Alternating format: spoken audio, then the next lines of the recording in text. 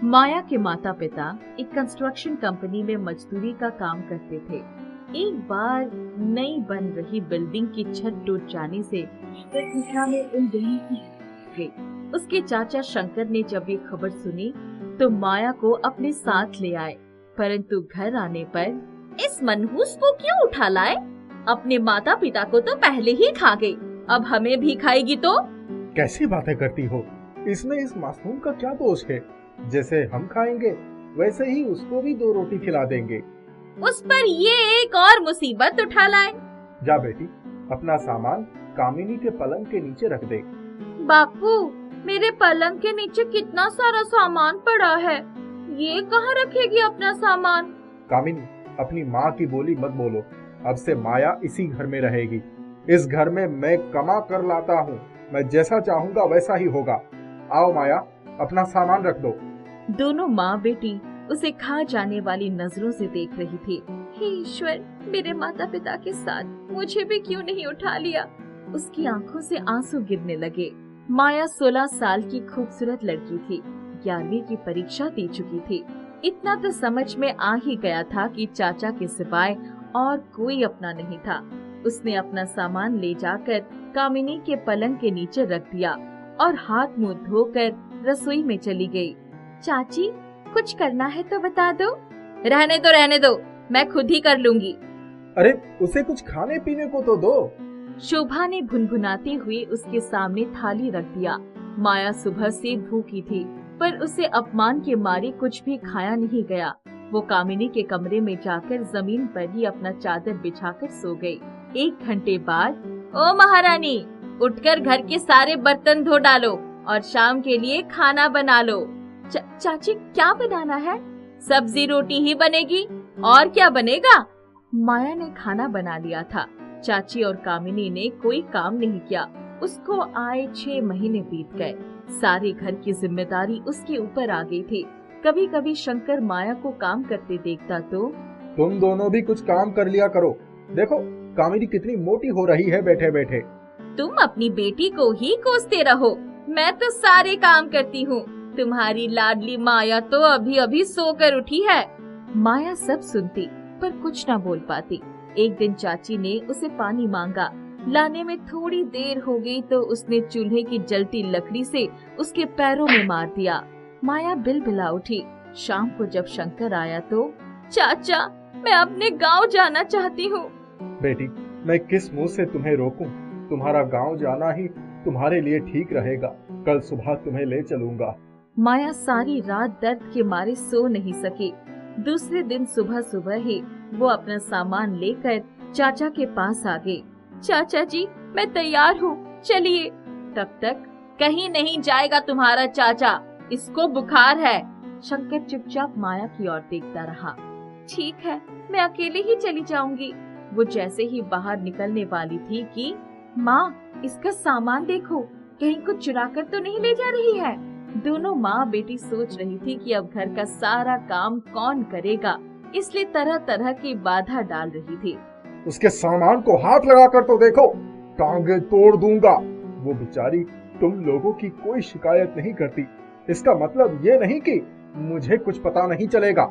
जा बेटी, जा। माया ने अपना सामान उठाया। चाचा ने उसे 20 रुपए किराए के लिए दे दिए। वो अपने गांव की बस में आकर बैठ गई। अपने माता पिता की याद में उसकी आंखों से आंसू बह रहे थे। वो घर आई, ताला खोला और अंदर आ गई। पहले उसने घर की सफाई की, फिर नहा धोकर अपने लिए कुछ खाने को बनाया। माता पिता थे तो कभी सोचा ही नहीं कि ऐसी मुसीबतों का सामना भी करना पड़ेगा। अब मुझे अकेले ही अपने आप को संभालना पड़ेगा। वो आराम करके उठी तभी पड़ोस वाली, बिटिया, ताला बंद करके कहीं चली गई थी? तुम्हारी एक चिट्ठी आई थी। माया ने खोलकर देखा तो उसमें एक चिट्ठी थी जिसमें लिखा था कि उसके माता पिता जिस कंस्ट्रक्शन कंपनी के तहत काम करते थे, वहाँ से मुआवजे के रुपए में 20-20 हजार यानी 40,000 रुपए मिलेंगे। ओहो, मुझे तो कल ही शहर जाना होगा, मेरे पास तो पैसे भी नहीं है। उसने अपनी माँ का संदूक खोला तो उसमें एक छोटा सा पर्स रखा था जिसमें कुछ रुपए पड़े थे। कितनी मुश्किल से माँ ने ये पैसे इकट्ठे किए होंगे। आज वो मेरे काम आ रहे हैं। जैसे भी हो मुझे वहाँ जाना ही होगा। उसने पर्स से सारे पैसे निकाल लिए और दूसरे दिन शहर चली गई। कंस्ट्रक्शन कंपनी के मालिक से मिलने के लिए उसे 6 घंटे लाइन में लगे रहना पड़ा, लेकिन अंत में उसने उसे 20-20 हजार के 2 चेक दे दिए। माया, तुम पढ़ी लिखी हो, चाहो तो हमारी कंपनी में क्लर्क का काम शुरू कर सकती हो। नहीं सर, मैं अभी आगे पढ़ना चाहती हूँ। माया घर चली आई। पैसों के बारे में उसने किसी से कुछ नहीं कहा। उसने माँ का संदूक खोला कि बचे हुए पैसे उसमें रख दे, पर उसकी आश्चर्य की सीमा न रही जब उसने देखा कि माँ का पर्स तो फिर से भर गया था। वो दिन भर की थकी थी, इसलिए उसने ज्यादा माथापच्ची नहीं की। बचे हुए पैसे पर्स में रख दिए, अपने लिए कुछ खाने को बनाया और खा पीकर सो गई। रात में उसके सपने में उसकी माँ आई। माया, मेरी पर्स में रखे हुए पैसे कभी खत्म नहीं होंगे।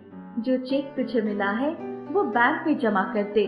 जब तू बहुत छोटी थी तब से मैंने ये सारे पैसे तेरे लिए इकट्ठा किए हैं। माँ, तुम लोग मुझे छोड़कर क्यों चले गए? तुम्हारे बिना ये पैसे मेरे किस काम के नहीं है। तभी उसकी नींद खुल गई। उसने देखा कि वहाँ कोई नहीं था। मुझे बैंक में अकाउंट भी खोलना होगा। दूसरे दिन उसने गांव के बैंक में अकाउंट खोल दिया और उसमें चेक जमा कर दिया। उसका काम माँ के पर्स में पड़े पैसों से चल जाता था। अब मुझे अपना स्कूल शुरू कर देना चाहिए। यही सोचकर वो दूसरे दिन स्कूल पहुँच गई। उसकी प्रिंसिपल ने उसे देखते ही, माया, बोर्ड की परीक्षा में सिर्फ 3 महीने बाकी है। ऐसे में तुम अपनी पढ़ाई कैसे पूरी कर सकती हो? मैडम, जिसका कोई सहारा नहीं होता उसको खुद ही अपना सहारा बनना पड़ता है। मैं परीक्षा पास करके दिखाऊंगी। प्रिंसिपल ने उसको स्कूल लाने की परमिशन दे दी। दूसरे दिन उसने अपनी माँ का पर्स खोलकर पैसे निकाल लिए और अपनी किताबें खरीद ली। उसका जीवन बड़े आराम से कट रहा था। उसने जब परीक्षा दी तो अपने स्कूल में उसने टॉप किया। माया, हमें तुम पर गर्व है। स्कूल की तरफ से तुम्हें स्कॉलरशिप मिलेगी ताकि तुम आगे की पढ़ाई कर सको।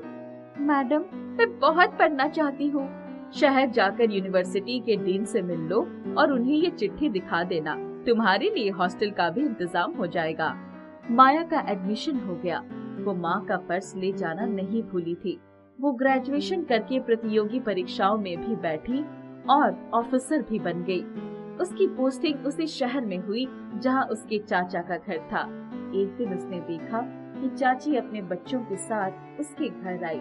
आते ही, बिटिया, तुम तो हमें भूल ही गई। हमारी भी खोज खबर ले लेती। हमारी बिटिया इतनी बड़ी अफसर है और हम झोपड़ी में रहते हैं। चाची, मैं तो आपके पास आने ही वाली थी। अब से आप लोग हमारे पास ही रहेंगी। कल ही मैं ड्राइवर को भेजकर आप लोगों का सामान मंगवा लूंगी। पर चाचा कहाँ है? तुम्हारे चले जाने के बाद वो हमें इस दुनिया में अकेले छोड़कर चले गए। चाची, आपने खबर भी नहीं की। माया ने सबको अपने घर में शरण दे दी। चाची, कामिनी और उनका बेटा सब एक साथ रहने लगे। माया ने न सिर्फ कामिनी और मुन्ना की शादी का सारा खर्च उठाया, बल्कि उनकी शादी के बाद चाची को भी अपने पास ही रखा। कभी कभी तुम्हारे जैसे हीरे की हमने कदर नहीं समझी, इसलिए ही तुम्हारे चाचा हमें छोड़कर चले गए। सही कहा है आपने, कर्मों की सजा तो भुगतनी ही पड़ती है। बिटिया, अब तुम भी शादी कर लो। चाची, तुम्हारी देखभाल कौन करेगा? मैं तुम्हारे साथ रहूंगी, तुम्हारे बच्चे खिलाऊंगी। माया मुस्कुराकर चाची के गले लग गई। माँ, अगर तुम्हारा जादुई पर्स ना मिलता तो मैं भी किसी बिल्डिंग में तुम्हारी तरह मजदूरी करते करते मर जाती। बहुत समय पहले एक विशाल पेड़ हुआ करता था। उस पेड़ के नीचे बहुत बड़े बड़े महापुरुष और ऋषि बैठकर साधना किया करते थे। उसके बाद उस पेड़ के पास अपने सभी सामान दबाकर चले जाते थे। कई सालों बाद वहाँ लोगों का आना जाना शुरू हो जाता है। लोग उसके आसपास झोपड़ी बनाकर रहने लगते हैं। सभी उस पेड़ के नीचे आकर बैठा भी करते थे। उस पेड़ के पास एक मोहन नाम का आदमी आता है। उसे ऐसा लगता है जैसे पेड़ के आसपास बहुत ही शक्तिशाली शक्ति है। गांव वालों, मुझे लगता है पेड़ के पास एक बहुत ही शक्तिशाली शक्ति है। अगर एक बार ये शक्ति बाहर आ गई तो हम सभी बच नहीं पाएंगे। गांव वाले मोहन की बात सुनकर बहुत डर जाते हैं। अरे मोहन, ये तू कैसी बातें कर रहा है? हम इस पेड़ को छोड़कर कहीं नहीं जा सकते। भाइयों, मेरी बात मानो, इस पेड़ से दूर रहना ही अच्छा है। मैं तो कहता हूँ इस पेड़ से कई किलोमीटर की दूरी बना लेना हम लोगों के लिए अच्छा होगा। अगर ये शक्ति फटेगी तो सबका विनाश हो जाएगा। मोहन बहुत ज्ञानी था, इसलिए सभी उसकी बात मानने की सोचते हैं और उस पर के आसपास से अपनी झोपड़ी हटा लेते हैं और उस पेड़ से सभी दूर हो जाते हैं। कोई भी उस पेड़ के पास नहीं जाया करता था। उस पेड़ से सभी दूर रहने लगते हैं। सालों बीत जाते हैं मगर कोई उस पेड़ के पास नहीं जाता है। गांव में गोपाल नाम का आदमी था। वो भी उस पेड़ के बारे में सुनता है। ऐसी कौन सी शक्ति है जिससे सभी डर रहे हैं? क्या सच में उस पेड़ की वजह से हमें नुकसान हो सकता है? वो वहाँ जाने की सोचता है मगर गांव वाले उसे वहाँ जाने से मना करते हैं। वो मान जाता है, लेकिन एक दिन गोपाल उसे पेड़ के पास वाले रास्ते से जा रहा था। तभी उसे पेड़ की याद आती है। वो सोचता है, क्यों ना एक बार उस पेड़ को देख कर आऊं? आज तक तो कभी नहीं देखा। गोपाल डरता हुआ उस पेड़ के पास आता है। चारों ओर सन्नाटा था, कोई भी नहीं दिखाई दे रहा था। बस कुछ जानवरों की आवाज आ रही थी। क्या सच में ये पेड़ लोगों को नुकसान पहुंचाएगा? उस पेड़ पर फल लगे हुए थे। गोपाल वो पेड़ के फल तोड़कर खाने लगता है। तभी उस पेड़ से आवाज आती है, नहीं, मैं किसी को नुकसान नहीं पहुंचाऊंगा। पेड़ को बोलता देख गोपाल हैरान रह जाता है। क्या तुम बोल सकते हो? हाँ, मैं जादुई पेड़ हूँ।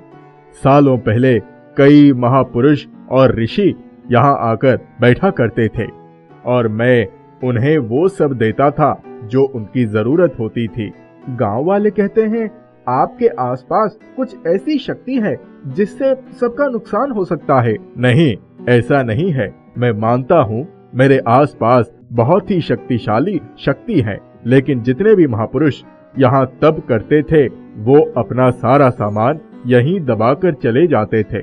उनके सभी सामान बहुत शक्तिशाली है। मैं तो कब से यहाँ आना चाह रहा था आपको देखने, इसीलिए मैं यहाँ तक आ पहुँचा। बताओ बच्चे, तुम्हारी क्या इच्छा है? तुम क्या चाहते हो? मैं तुम्हारी इच्छा जरूर पूरी करूँगा। क्या सच में? हाँ बिल्कुल, लेकिन क्या तुम मेरी एक मदद करोगे? जी बताइए। कृपया तुम मेरे आसपास के जमीन खोदना शुरू कर दो और तुम्हें जो भी मिले उन सभी सामान को पास वाली नदी में बहा दो। जितने भी महापुरुष और ऋषि हैं उन सभी की आत्मा को शांति मिलेगी। जी मैं अभी करता हूँ। गोपाल आसपास की जमीन खोदना शुरू कर देता है और सारा सामान निकालता है और उन्हें पास वाली नदी में बहा देता है। फिर पेड़ के पास आता है। जी मैंने आपका काम कर दिया।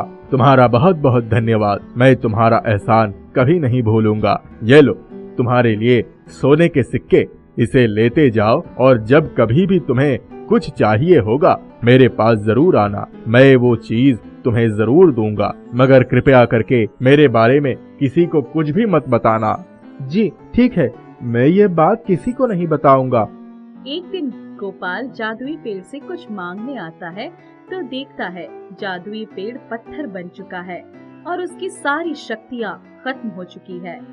ये देख गोपाल बहुत परेशान हो जाता है। ये अचानक जादुई पेड़ को क्या हो गया? अभी कुछ दिन पहले तो मैं यहाँ आया था, तब तो ये बिल्कुल सही था। गोपाल जादुई पेड़ से पूछता है, जादुई पेड़, क्या तुम मेरी बात सुन रहे हो? कुछ बोलो तो सही। मुझे एक जूता चाहिए, कृपया मुझे एक जूता दे दो। जादुई पेड़ कुछ भी नहीं बोलता है। गोपाल पानी लेकर आता है और जादुई पेड़ पर छिड़कता है। जादुई पेड़, अब तो कुछ बोलो।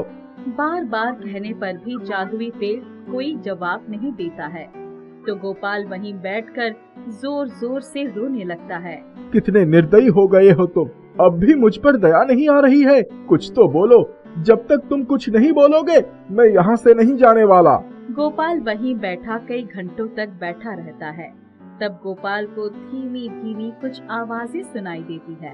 गोपाल, यहाँ मत बैठो, कोई फायदा नहीं। अब मैं जादुई पेड़ नहीं रहा। अब मैं वापस कभी पहले जैसा नहीं हो पाऊंगा। मुझ में इतनी शक्ति नहीं है कि मैं ज्यादा बात कर सकूं। मगर मुझे बताओ तो सही, हुआ क्या है? जो सामान मैंने तुमसे उस नदी में डालने को कहा था, वो सभी बहुत शक्तिशाली सामान थे। महापुरुष और ऋषियों ने मुझसे कहा था, ये कभी किसी के हाथ नहीं लगने चाहिए। हाँ, तो वो किसी के हाथ नहीं लगा। मैंने उसे नदी में डाल दिया था, वो बह गया था पानी के साथ। नहीं गोपाल, मुझे नहीं पता था। उस नदी में कई सालों से राक्षस उन्हीं चीजों के इंतजार में बैठा था। जैसे ही तुम उसे नदी में डालकर गए, उस राक्षस ने उसे ले लिया और बहुत शक्तिशाली बन गया। इसमें तुम्हारी क्या गलती? उन लोगों ने कहा था, अगर वो सामान किसी बुरे हाथ में लगा तो उसके कुछ हफ्ते बाद ही मेरी सारी शक्तियां चली जाएगी और मैं मुरझा जाऊंगा। ये सुन गोपाल बहुत दुखी हो जाता है। क्या कुछ हो नहीं सकता जिससे तुम पहले जैसा हो जाओ? उस राक्षस को मारना होगा जो उस नदी में अभी भी बैठा है, मगर ये आसान नहीं। तुम मुझे ये बताओ, मैं कैसे उसका अंत कर सकता हूँ? आज से ठीक 5 दिन बाद मेरे पास आना और मेरे पास वाली जमीन खोदना। वहाँ तुम्हें एक तलवार दिखेगा। उसी तलवार से तुम्हें उसे खत्म करना होगा। वो बाहर कैसे आएगा?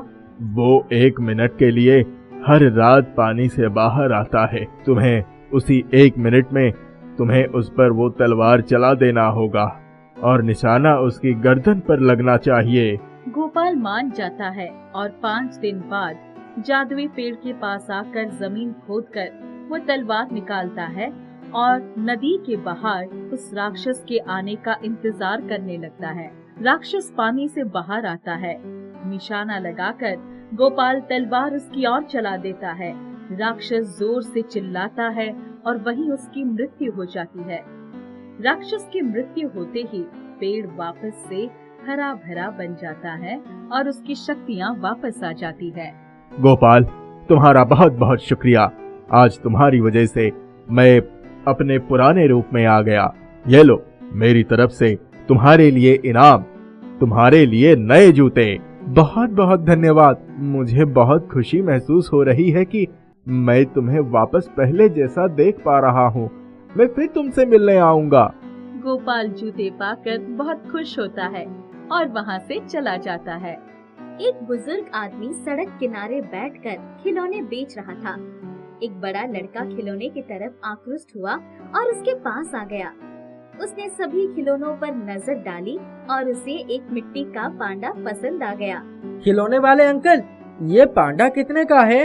बेटा, ये 5 का है, ले लो, मगर वापस मत करना। मैं लेना चाहता हूँ, लेकिन मेरे पास सिर्फ 4 रुपए हैं। आप ऐसा क्यों कह रहे हैं कि मैं इसे वापस मत करूँ? ऐसी बात है कि कई लोगों ने इसे खरीदा और बाद में लाकर मुझे लौटा दिया। खरीदते समय उन्हें बहुत पसंद आया, लेकिन बाद में ना जाने क्या बात हो गई, उन्होंने इसे अपने पास रखना उचित नहीं समझा। अगर आप 4 रुपए में मुझे दे दें तो मैं वापस नहीं लौटाऊंगा। ये बड़ा प्यारा है। सचमुच का पांडा पालना तो अच्छी बात नहीं है, ये खिलौना है, इसीलिए तो अपने पास रख सकता हूँ। बेटा, सचमुच का पांडा पालना अच्छी बात क्यों नहीं है? दरअसल किसी भी जानवर या पंछी को पालकर कैद में रखना उसकी आजादी छीनना होता है। ये सारे प्यारे जानवर और पंछी उन्मुक्त जीवन जीने के लिए सदैव इच्छुक रहते हैं। इन्हें कैद करना अच्छी बात नहीं है। खिलौने वाला लड़के को देखता ही रह गया। उससे बच्चे की बात बहुत अच्छी लगी और 4 रुपए लेकर खिलौना उसने लड़के के हाथ में थमा दिया। बेटा, तुम्हारा नाम क्या है? चाचा, मेरा नाम सिद्धार्थ है। इतना कहकर सिद्धार्थ ने बड़े प्यार से पांडा को देखा और उसे लेकर वहाँ से झूमते हुए चल पड़ा। पर घर पहुँचते ही उसने पांडा को नीचे रखा और उससे बातें करने लगा। पांडा राजा, आज से हम तुम दोस्त हैं। मैं तुम्हारा नाम हीरा रखता हूँ। मेरे कोई भाई बहन नहीं है, मुझसे कोई दोस्ती भी नहीं करता, इसीलिए मुझे तुम्हारे जैसे एक दोस्त की तलाश थी। सो तुम मिल गए। तुम्हें पाकर मैं बहुत खुश हूँ। इतना कहकर सिद्धार्थ घर के अंदर चला गया और कुछ क्षणों के बाद बाहर निकला तो उसे पांडा हीरा दिखाई नहीं पड़ा। वो परेशान हो गया, चारों तरफ देखने लगा। हे भगवान, मेरे दरवाजे पर से मेरा पांडा कहाँ चला गया? किसने चुरा लिया? हीरा, कहाँ चला गया तू? सिद्धार्थ पास में जाकर पेड़ों के आसपास देखने लगा। सोचने लगा आखिर हीरा को चुराने वाला चोर कहाँ चला गया। वो एक लीची के पेड़ के नीचे पहुंचा तो कुछ लीची के फल नीचे गिर गए। उसने जब लीची के पेड़ के ऊपर नजर डाली तो उसका मुंह खुला का खुला ही रह गया। एक हूबहू असली पांडा लीची के पेड़ पर चढ़कर मजे से लीची खा रहा था। सिद्धार्थ को वो दृश्य देखकर अत्यधिक आश्चर्य हुआ। उसे विश्वास नहीं हुआ। अरे, ये तो कोई सचमुच का पांडा है। मेरा हीरा पांडा तो चोरी हो गया है। मुझे मेरे दोस्त पांडा के खो जाने का बहुत बड़ा दुख है। उसे जिसने भी चुराया अच्छा नहीं किया। लीची के पेड़ से कुछ और लीची के फल नीचे गिरे तो सिद्धार्थ ने कई फल खाने के उद्देश्य से उठा लिया। पेड़ पर बैठे हुए पांडा ने हाथ दिखाया और खुशी का इजहार किया।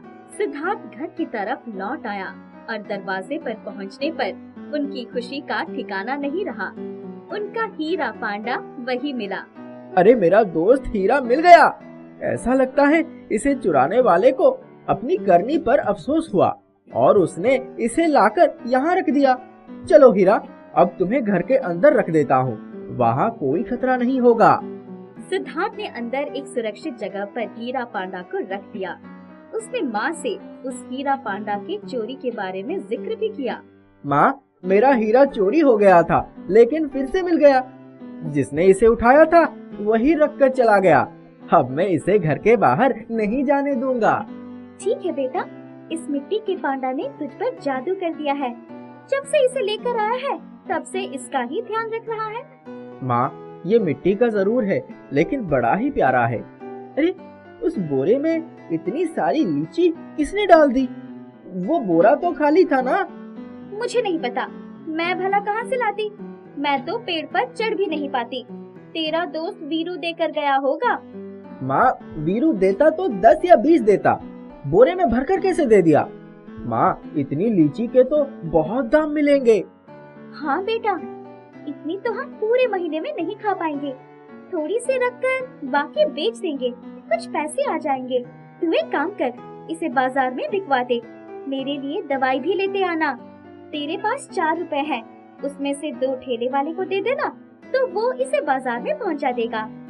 माँ, उन्हें तो मैंने खिलौने वाले को दे दिया और उसके बदले में हीरा को ले आया। बेटा, घर की कबाड़ी बेचकर तूने 4 रुपए पाए थे और उसका खिलौना ले लिया। घर का हाल तो तू जानता ही है ना। हमारी कोई अच्छी कमाई तो है नहीं, किसी तरह जिंदगी गुजार रहे हैं।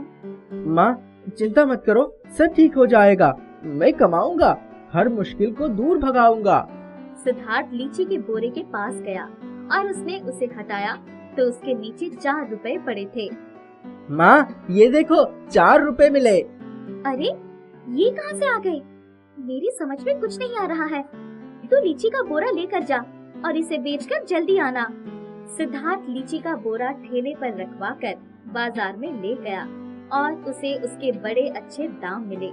उसके जेब में बहुत सारे रुपए आ गए और उसने जाकर माँ के लिए दवाई भी ली और घर लौट आया। उसने लीची के पेड़ पर नजर दौड़ाई तो फिर से वही पांडा उस पर चढ़कर लीची खा रहा था। कुछ लीचियाँ नीचे भी गिरी थी। उसने कुछ लीचियाँ ली और घर पर आ गया। हीरा पांडा कोने में पड़ा हुआ था। सिद्धार्थ ने माँ को रुपए और दवाई दे दी। बेटा, तेरी तबीयत तो ठीक हो गई है। मैंने इसके पहले बहुत दवाई खाई लेकिन कुछ फर्क नहीं पड़ा। आज बिना दवाई के ही मैं ठीक हो गई। इस मिट्टी के पांडा के आने से हमारे घर में बरकत आ गई है। माँ, सही कह रही हो। दूसरे दिन फिर से सिद्धार्थ और माँ ने वही दृश्य देखा। वही बोरा फिर से बड़ी बड़ी लीची से भर गया था। आज तो व्यापारी लीची को खरीदने के लिए रुपए लेकर उनके दरवाजे पर आ गया। आज उसी लीची की दुगनी कीमत मिली। देखिए, हमें ज्यादा से ज्यादा लीची की आवश्यकता है। हम इसे विदेश भेजेंगे।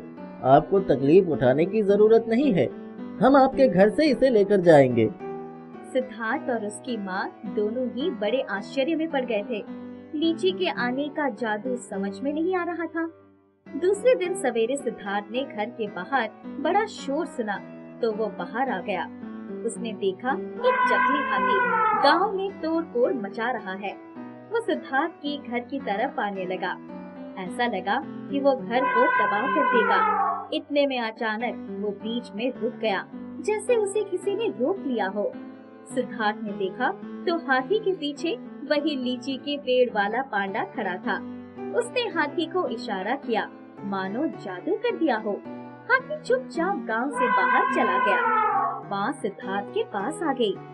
सिद्धार्थ बेटा, तुम्हारे जाने के पहले मैंने पांडा हीरा को अपनी जगह से हिलते हुए देखा। कुछ देर के बाद वो गायब हो गया। चलो घर में चलकर देखते हैं। दोनों घर में आए तो हीरा पांडा अपनी जगह पर खड़ा हुआ दिखाई दिया। माँ, सच कहूँ तो ये हीरा पांडा बड़ा चमत्कारी है। ये बहुत बड़ा कलाकार है, उपकार भी करता है और जताता भी नहीं। इसने हमारे जीवन में खुशियाँ भर दी है। ये मेरा पक्का दोस्त है। इसे पाकर मैं बहुत खुश हूँ। अचानक मिट्टी के पांडा का मुंह खुला और उसने भी सिद्धार्थ की बात का जवाब दिया। तुम्हारे पास आकर मैं भी बहुत खुश हूँ। तुम सच्चे और नेक हो। तुम मेरी दोस्ती के सच्चे हकदार हो। हीरा, सच सच बताओ, सारा खेल तुम्हारा है ना? लीची, माँ की तबीयत, हाथी से बचाना, सब तुमने ही किया है ना? बोलो, सच है ना? हाँ दोस्त, सच है। घर के अंदर बोरे में लीची भर गई है। व्यापारी आए तो उसे बेच देना। देखा माँ, हमारा हीरा हमसे बातें कर रहा है। यही घर के अंदर भी रहता है, यही घर के बाहर भी जाता है। रूप बदलकर हमारी बिगड़ी भी बनाता है।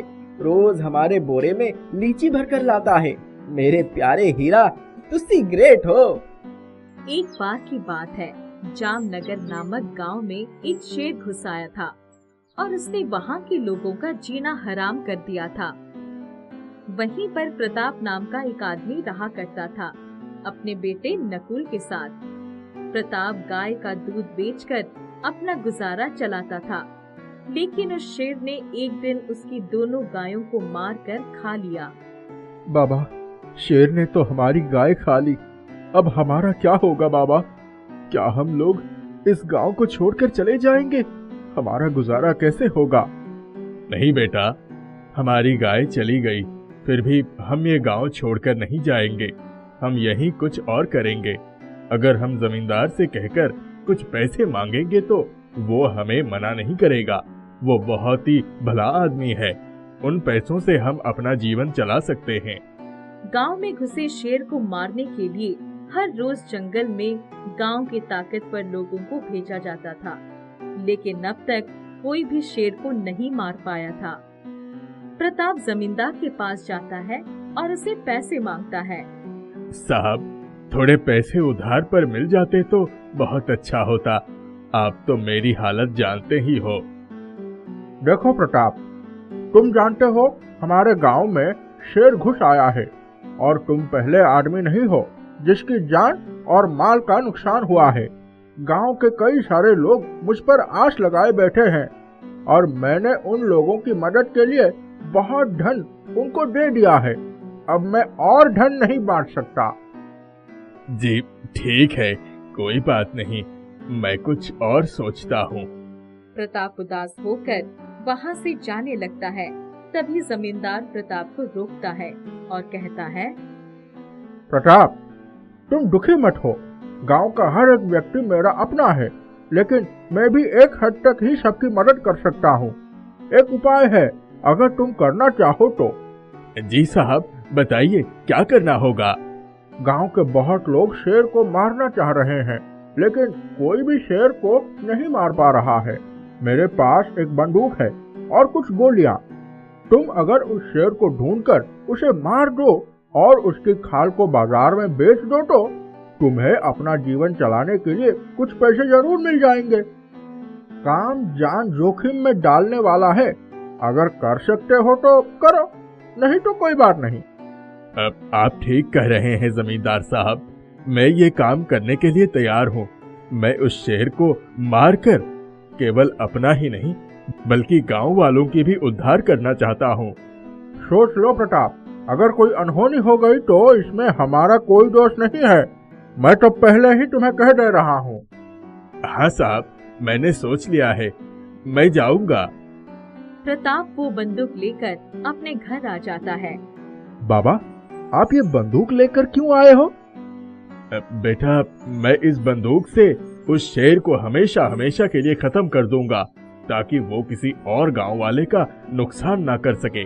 प्रताप अपने बेटे नकुल के साथ जीप में बैठकर जंगल की ओर चला जाता है। देखो, उस शेर के पंजे के निशान यहाँ से आ रहे हैं। मतलब शेर गांव में इसी रास्ते से दाखिला होता है। मैं इसके पीछे जा रहा हूँ, तुम यहीं रुकना। लेकिन बाबा, मैं आपको छोड़कर कैसे जा सकता हूँ? मैं आपसे कुछ दूरी बनाकर आपका पीछा करता रहूंगा। अगर आपको मेरी सहायता की जरूरत होगी तो मैं तुरंत आ जाऊंगा। ठीक है बेटा। प्रताप अपनी बंदूक लेकर जंगल में अंदर घुसा चला जाता है और उसे थोड़ी दूर नकुल अपने पिता को देखता रहता है। प्रताप को एक जगह कुछ हरकत होती सुनाई देती है और वो वहाँ पर गोली चला देता है। तभी वहाँ से किसी के चिल्लाने की आवाज आती है। नकुल बेटा, मुझे ऐसा लगता है कि मैंने किसी इंसान पर गोली चला दी है। तुम उस इंसान को ढूंढने की कोशिश करो और अगर तुम्हें वो मिल जाए तो तुम उसे अस्पताल ले जाना। मैं अंदर जा रहा हूँ शेर को मारने के लिए। ठीक है बाबा, आप अपना ध्यान रखिएगा। नकुल उस आदमी की तलाश में जंगल में देखता है और उसे घायल हिरन दिखाई देती है। नकुल उसके पास जाता है और उसके घाव को देखकर वो उसकी मरहम पट्टी कर देता है। तुम अभी भी नादान हो लड़के, तुमने गोली तो निकाली ही नहीं और पट्टी लगा दी। अरे, तुम तो बोल सकते हो, लेकिन ऐसा कैसे हो सकता है? मैं एक जादुई हिरन हूँ, लेकिन पहले मुझे 4 कोस दूर एक बरगद का पेड़ है, उसके ऊपर एक पोटली है, वो लाकर दो। नकुल जाता है और वो पोटली लेकर आता है। हिरन के कहने पर नकुल पोटली को खोलता है और उसमें से कुछ मलहम देखता है। अब तुम इस मलहम को मेरे घाव पर लगा दो, इससे मेरे घाव बिल्कुल ठीक हो जाएगा। नकुल वैसा ही करता है और देखते ही देखते हिरन का घाव बिल्कुल ठीक हो जाता है। तभी उसे अपने पिता की चीख जंगल से सुनाई देती आती है। नकुल भागता है। तुम इस जंगल का रास्ता नहीं जानते लड़के, मेरे साथ आओ, मैं तुम्हें तुम्हारे पिता तक पहुंचाती हूँ। नकुल हिरन का पीछा करते करते अपने पिता तक पहुंच जाता है। नकुल देखता है उसका पिता बेहोश होकर काफी जख्मी हालत में पड़ा हुआ है। नकुल अपने पिता की ऐसी हालत देखकर रोने लगता है और उस हिरन से कहता है, क्या तुम मुझे अपनी दवाई दे सकते हो? क्योंकि मैं अपने बाबा को मरते हुए नहीं देख सकता। मैं तुम्हें वो दवाई दे सकती हूँ नकुल, लेकिन उसके लिए तुम्हें अपनी जान देनी होगी। मेरी जान मेरी बाबा के जान से ज्यादा कीमती नहीं है। तुम मेरी जान ले लो और मुझे वो दवाई दे दो। तुम सच में बहुत अच्छे इंसान हो नकुल, मैं बस तुम्हारी परीक्षा ले रही थी। जाओ, ये दवाई ले जाओ और अपने पिता के सारे शरीर पर लगा देना। नकुल सारी दवाई अपने पिता के शरीर पर लगाकर बंदूक उठा लेता है। इस बंदूक का अब तुम क्या करोगे नकुल? मेरे बाबा एक शेर की जान लेने के लिए इस जंगल में आए थे और उस शेर ने ही मेरे बाबा की ये हालत की है। इसीलिए मैं उस शेर को मारने के लिए जा रहा हूँ। उस शेर की बदौलत ही मेरे सारे गांव वाले परेशान हैं। वो मेरे घर की गाय भी खा गया। हिरन नकुल की बात सुन मुस्कुरा देती है और फिर कहती है, शिकार करना शेर का स्वाभाविक गुण है नकुल, लेकिन मनुष्य को उसकी हत्या नहीं करनी चाहिए। मैं समझ सकती हूँ तुम्हारे जीवन यापन का उसने साधन छीन लिया, लेकिन इसके लिए तुम्हें उसको मारने की कोई अधिकार नहीं। तुम्हारे गांव वालों का जितना भी नुकसान हुआ है उन सब की भरपाई हो जाएगी। उस बरगद के पास फिर से जाना, वहाँ पर तुम्हें 4 पत्थर पड़े मिलेंगे और पत्थर के नीचे अगर तुम खोदोगे तो तुम्हारी सारी मुसीबतें हल हो जाएंगी। लेकिन उस शेर का क्या? वो तो फिर हमारे गांव वालों को जीने नहीं देगा। बहुत परेशान कर रखा है। ये सारा जंगल मेरी देख रेख में है नकुल, तुम बेफिक्र होकर जाओ। आज के बाद वो शेर तुम्हें कभी परेशान नहीं करेगा। नकुल हिरन की बताई हुई बात को मानते हुए बरगद के पास 4 पत्थरों के नीचे खोदता है और उसे एक लकड़ी का संदूक मिलता है। वो संदूक को लेकर अपने घर आ जाता है। जब प्रताप ठीक हो जाता है तब वो उसे सारी बातें बता देता है। प्रताप संदूक लेकर जमींदार के पास जाता है और हिरन वाली सारी बात बता देता है। ठीक है, तो इस संदूक को खोलकर देखते हैं इसमें क्या है, जिससे सभी गांव वालों का भला होने वाला है। संदूक खोलने पर उसमें से काफी हीरे जवाहरात निकलते हैं, जिसे देखकर जमींदार समझ जाता है कि उसे गांव वालों की मदद के लिए उनका इस्तेमाल करना होगा। वो गांव वालों को उनके नुकसान के अनुसार उनको पैसे दे देता है और फिर कभी उनके गांव में शेर हमला नहीं करता। कुशालपुर नाम का एक सुंदर सा राज्य था, जहाँ पर हमेशा खुशहाली भरा माहौल रहता था। यहाँ के राजा का नाम था राजा रणवीर। उन्हें एक परी से प्रेम हो गया था। उस परी का नाम था परी माधुरी। वो परी लोक की सबसे सुंदर परी थी। फिर वो दोनों शादी कर लेते हैं। शादी के कुछ सालों बाद रानी माधुरी एक सुंदर सी बच्ची को जन्म देती है, जिसका वो नाम रखते हैं मोहिनी। रानी माधुरी और राजा रणवीर अपनी बेटी के साथ खूब खेलते हैं और उसका ख्याल भी रखते थे। लेकिन एक दिन उनके राज्य पर काले बादल छा गए और राक्षसों के राजा दानवसुर ने अपनी सेना के साथ उसके राज्य पर हमला कर दिया। तभी एक सैनिक भागता हुआ राजा रणवीर के पास आता है। महाराज, अनर्थ हो गया। राक्षसों ने हमारे राज्य पर हमला कर दिया। वो एक एक करके हमारे सिपाहियों को मार रहे हैं। राजा रणवीर अपने घोड़े पर सवार होकर युद्ध करने निकल पड़ते हैं। उन्होंने कई राक्षसों को मार गिराया और फिर उनका सामना होता है राक्षसों के राजा दानवसुर से। वो उससे डटकर सामना करते हैं और अपनी तलवार से उनका वध कर देते हैं और राक्षसों की सेना को परास्त कर देते हैं।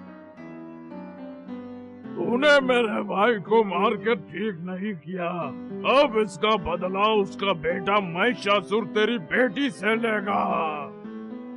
इस घटना के बाद से रानी माधुरी को अपनी बेटी के लिए डर सताने लगता है और वो उसे बचपन से ही महल से बाहर नहीं जाने देती थी। धीरे धीरे कई साल बीत जाते हैं। राजकुमारी मोहिनी अब बड़ी हो जाती है। वो दिखने में ही बहुत ही सुंदर और दिल से भी बहुत साफ थी। राजकुमारी मोहिनी का एक ही दोस्त था, वो था उसका तोता मिट्ठू। मोहिनी अपनी सारी बातें मिट्ठू को ही बताया करती थी। मिट्ठू, मैं एक ही जगह रह रहकर बोर हो गई हूँ। हाँ, मैं भी हो गया हूँ बोर। चलो चलो कहीं बाहर घूमने चलते हैं। मेरा भी मन करता है कि मैं भी बाकी लोगों की तरह आजाद घूमूं, अपने नए नए दोस्त बनाऊं। पता नहीं कब मैं ऐसा कर पाऊंगी, पर क्या करूं मिट्ठू, मैं अपनी माँ के वचन से बंधी हुई हूँ। रानी माधुरी ने गुप्तचरों से ये पता लगाया कि दानवसुर राक्षस का बेटा महिषासुर बहुत ही शक्तिशाली है और उसे वरदान मिला है कि उसे किसी हथियार से नहीं मारा जा सकता।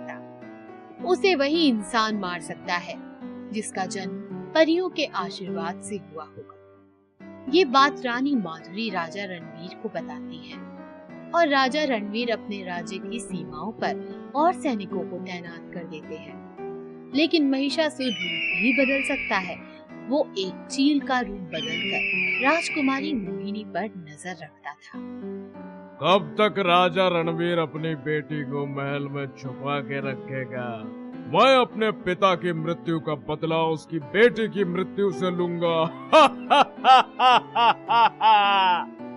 एक दिन राजकुमारी मोहिनी अपने बगीचे में टहल रही होती है। तभी महिषासुर उसके तोते मिट्ठू का रूप बदलकर उसके सामने पेड़ पर बैठ जाता है। मिट्ठू, तुम क्या कर रहे हो? तुम तो अपने पिंजरे में थे। जरूर किसी ने पिंजरा खोल दिया होगा। चलो नीचे आओ मेरे पास। नहीं, मैं नहीं आऊंगा। वो पेड़ से उड़ जाता है। राजकुमारी उसका पीछा करते करते महल के पिछले दरवाजे पर पहुंच जाती है। महल का पिछला दरवाजा खुला हुआ था। राजकुमारी मोहिनी उस दरवाजे से निकलकर उसका पीछा करने लगती है। पीछा करते करते वो एक सुनसान जंगल में पहुंच जाती है। तभी मिट्ठू एक जगह पर बैठ जाता है।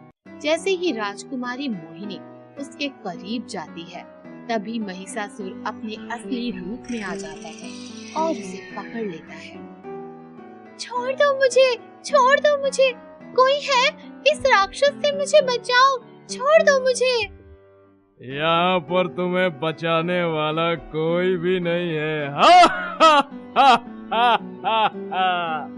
महिषासुर फिर राजकुमारी मोहिनी को अपने साथ अपने महल में ले जाता है और उसे एक कमरे में बंद कर देता है। दूसरी ओर राजकुमारी मोहिनी की माँ जब उसके कमरे में जाती है तो उसे मोहिनी नहीं दिखाई देती।